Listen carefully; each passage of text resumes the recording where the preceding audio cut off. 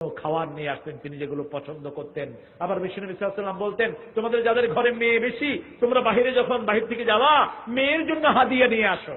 বুখারীর এক বর্ণনা, একজন সাহাবী যাচ্ছেন বাজারে, আল্লাহর হাবিব সাল্লাল্লাহু আলাইহি ওয়াসাল্লাম বলছেন, তুমি কোথায় যাচ্ছ? বলছেন যে আমি বাজারে যাচ্ছি আমার ছেলের জন্য জামা কিনবো। আল্লাহর হাবিব বললেন, তোমার কি শুধু ছেলেই আছে নাকি? সাহাবী রাদিয়াল্লাহু আনহু বললেন, না আমার মেয়েও আছে। বিশ্বনবী বললেন, আগে মেয়ের জন্য কিনবা, তারপরে ছেলের জন্য কিনবা। আল্লাহু আকবার। কোথাও যাওয়ার সময় সবার শেষে মা ফাতেমার সাথে দেখা করতেন, কোথাও থেকে সে সবার আগে মা ফাতেমার সাথে দেখা করতেন মুহাম্মদ সাল্লাল্লাহু আলাইহি ওয়াসাল্লাম। এখন সেই মায়েদের থেকে আমরা যৌতুক নেই। যৌতুক এই এলাকায় আছে না নাই? হ্যাঁ, যৌতুক আছে এখানে? আচ্ছা, যৌতুক সুন্নত না নফল? যারা খায় তারা কয় না কথা। জোরে চিৎকার করে বলেন, যৌতুক কি? যৌতুক আর কুত্তার পায়খানা, দুইটার মধ্যে কোনো পার্থক্য আছে? এই জঘন্য হারাম যারা খায় তাদের জন্য কি জান্নাত হালাল হবে?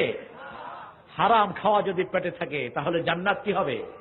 হারাম হয়ে যাবে। হালাল ছাড়া জান্নাতে যাওয়া যাবে না। এই জন্য এক লোকমা যারা হারামের খায়, কয়দিনের ইবাদত নষ্ট হয়? কয়দিন? জোরে বলেন। 40 দিন। পয়সা পেলেই খায়েন না, এই জিহ্বাটারে হেফাজতে রাখেন। আপনি যদি ভালো খান শরীরটা ভালো থাকবে।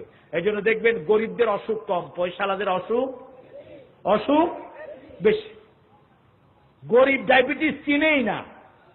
রংপুর থেকে এক গরিব রিকশালা ঢাকায় এসে দেখে যে তার সাহেবের পা মোটা। বলছে, স্যার আপনার কি হয়েছে? কয় আমার ডায়াবেটিস। ও কয়, কি সুন্দর রোগ, আমার যদি হইতো।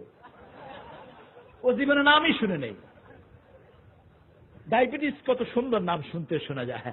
হে কয়, কি সুন্দর রোগ স্যার, আপনাকে বড় মানুষ আপনারা, আপনাকে সুন্দর সুন্দর রোগ হয়। বহুমূত্র ফেলে বুঝতো। আহারে, আর আমাদের দেখেন শহরের লোকদের কত রোগ, কিন্তু গ্রামের লোকদের কোনো অসুখ। শহরের লোকেরা গোস্ত খাইতে পারে না, পয়সালা তো আরো পারে না। গরুর গোস্ত দেখলে জিভা বের হয়, কিন্তু গোস্ত খায়া দেখ, তোর প্রেশার এমন বাড়ামু 3 দিন না খায়া থাকবে। আর গরিবকে আপনি 2 প্লেট গোস্ত দেন, 2 প্লেট খায়া কেবল আর তোর দূর আছে দেশ, এটাই না? ঠিক কিনা?